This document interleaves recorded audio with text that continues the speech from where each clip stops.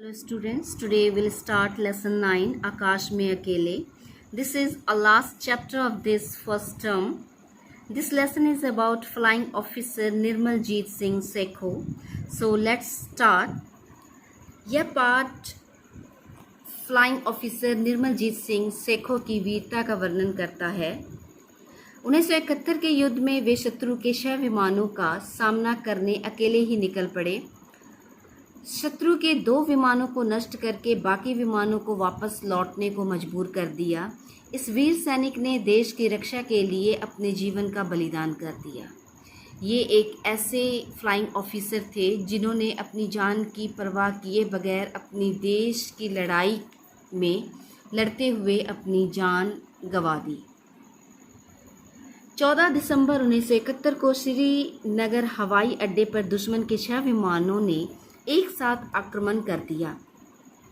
उनका ध्येय था हमारे विमानों का खड़ी हालत में ही विनाश कर देना, जितना अधिक उतना बेहतर। इसलिए वे एक बार डाइव मारकर गोलियों और रॉकेटों से प्रहार करने के बाद फिर ऊपर चढ़ चक्कर लगाकर पुनः डाइव मारते। उन्होंने यही क्रम चालू रखा जिससे हमारे विमानों की धुनाई हो। उस समय फ्लाइंग ऑफिसर निर्मलजीत सिंह सेखो हवाई अड्डे पर तैयारी की हालत में थे। उस स्थिति में ऊपर कैसे उड़ते? ऐसे समय में विमान हवाई पट्टी के आसपास हैंगरों में ही सुरक्षित माने जाते हैं। यदि उन्हें हैंगरों से बाहर आकर उड़ान भरनी हो तो वो शत्रु के आक्रमण के पहले संभव है या उसकी समाप्ति के पश्चात, परंतु हमले के दौरान कदापि नहीं। हमले के दौरान ऐसा करना आत्मघात के सदृश माना जाता है। कारण यह है कि हवाई जहाज बटन दबाते ही उड़ान नहीं भर सकता। हैंगर से बाहर निकालकर पहले उसकी टैक्सी धीमी गति से मोटर की तरह करते हुए उसे हवाई पट्टी के एक कोने तक पहुंचाना पड़ता है। वहां पहुंच जाने के बाद उसे वहीं खड़े रखकर पीछे की ओर मोड़ना पड़ता है। फिर रनवे की ओर मुंह करके खड़ा करना होता है। फिर उसी स्थिति में खड़े खड़े जहाज के इंजन को स्पीड दी जाती है। उचित स्पीड मिल जाने पर विमान रनवे पर ही सरकना शुरू कर देता है। फिर गति पकड़ता हुआ अंततः हवा में उड़ना शुरू करता है। 14 दिसंबर 1971 को श्रीनगर हवाई अड्डे पर दुश्मन के 6 विमानों के साथ उन्होंने हमारे देश पर हमला कर दिया और उनका इरादा था कि जो विमान इनके खड़े हैं उनको खड़े खड़े ही उनका जो है ध्वस्त कर दिया जाए। तो उन्होंने डाई मारकर गोलियों और रॉकेटों के प्रहार के बाद फिर ऊपर चढ़कर लगातार पुनः डाइव मारते हुए उन्होंने यही क्रम चालू रखा जिससे हमारी विमानों की धुनाई हो सके। और उन्होंने चलती हुई गोलियों और रॉकेटों के बीच अपने विमानों की रक्षा के लिए उन्होंने लड़ाई लड़ी। और जो उनके जहाज़ थे वो हैंगरों में होते हैं और उनको एकदम निकाल के और एकदम नहीं चलाया जा सकता है, क्योंकि ये थोड़े हैंगर पुराने थे। हैंगरों में लगे हुए विमान जो थे ये पुराने तकनीक के थे। इनको एकदम से स्टार्ट करना बहुत मुश्किल होता था।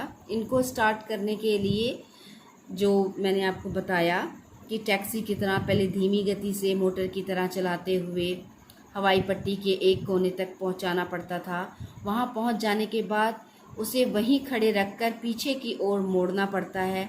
फिर रनवे की ओर मुंह करके खड़ा करना होता है। मतलब कि ये थोड़ी पुरानी तकनीक के जहाज थे, इसलिए इनके साथ ऐसा करना पड़ता था। हवाई अड्डे पर शत्रु के विमानों का हमला अकस्मात हुआ। अकस्मात मीन्स अचानक हुआ।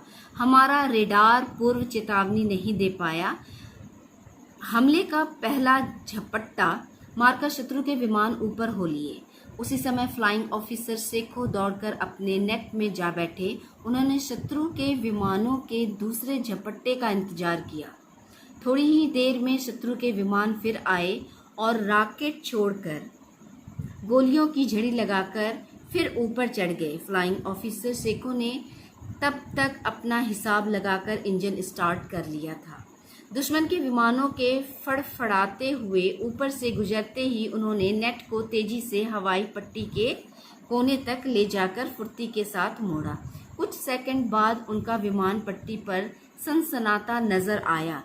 यह क्या? यह देखने लायक चौंके। दुश्मन के 6 आधुनिक विमान सिर पर मंडरा रहे थे और नेट जैसे पुराने ढर्रे के विमान में बैठा एक अकेला जांबाज उनसे लोहा लेने ऊपर जा चढ़ा। ऐसी हिम्मत तो आज तक किसी ने नहीं दिखाई।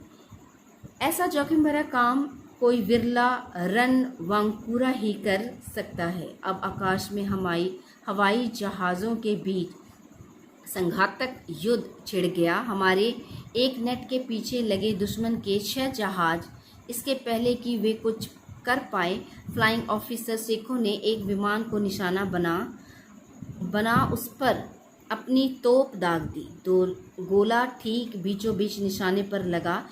विमान वहीं 2 टुकड़े हो ढह गया। फिर अपने नेट को बड़े कौशल के साथ निशाना लगाने की दिशा में लाकर एक गोला और दागा।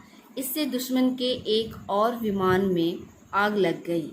आग और धुएं के गुब्बार छोड़ता वह विमान रजौरी की ओर भागता देखा गया। अब रह गए दुश्मन के 4 विमान और हमारा एक अकेला अलबेला। चाहते तो फ्लाइंग ऑफिसर सेको अपने विमान को उनकी पकड़ के बाहर ले जा सकते थे, पर उन्होंने ऐसा नहीं किया। शत्रु के विमानों के साथ और दो हाथ करने के लिए वे वहीं डटे रहे। अब चारों पाकिस्तानी विमान आपस में तालमेल बना इकट्ठे होकर हमारे नेट पर झपटे। नेट मुड़ने में तेजी था, मगर विपक्षी विमानों की सीधे ऊपर चढ़ने की क्षमता कहीं अधिक थी। जो हमारा विमान था, मैंने बताया कि वो पुराने तकनीक का था, लेकिन जो अपोजिट पार्टी का था, वो विमान बहुत ही लेटेस्ट था। उसमें काफ़ी ज़्यादा तकनीक लेटेस्ट थी, तो वो उनमें ज़्यादा क्षमता थी। ठीक है। विमान युद्ध वृक्षों की फुनगियों की ऊंचाई पर होने लगा। आखिर 4 सेबर जेट विमानों के घेरे में आया। एक अकेला नेट और क्या कर पाता? कितनी देर खैर मनाता? दुश्मन के एक गोले ने नेट को ध्वस्त कर दिया और अपने प्यारे नेट विमान के साथ वीरगति को प्राप्त हुए फ्लाइंग ऑफिसर सेको केवल 26 साल की उम्र में। फ्लाइंग ऑफिसर सेको के नेट का विनाश करते ही दुश्मन के 4 विमान तेजी से वापस सीमा की ओर मुड़ गए। उन्होंने अब न हवाई अड्डे पर आक्रमण किया, न श्रीनगर के अन्य किसी स्थल पर।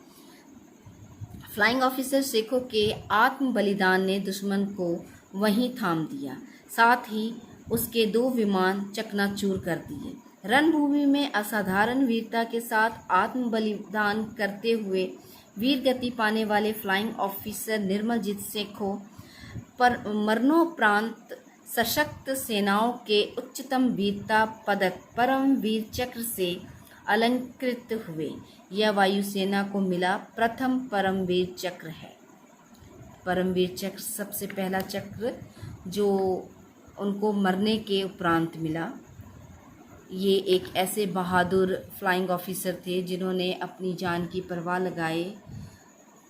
किए बगैर अपनी जान की बाजी लगा दी। बहुत हद तक वो लड़ते रहे, लेकिन आखिर में उन्होंने फिर भी 2-3 उनके जो थे विमान वो नष्ट कर दिए, लेकिन आखिरकार वो वीरगति को प्राप्त हो लिए। लेकिन हम उनको आज भी याद करेंगे कि ऐसे बहादुर ऑफिसर हमारे देश के लिए कितने लाभदायक है और कितने सम्मानदायक है। ठीक है। Thank you.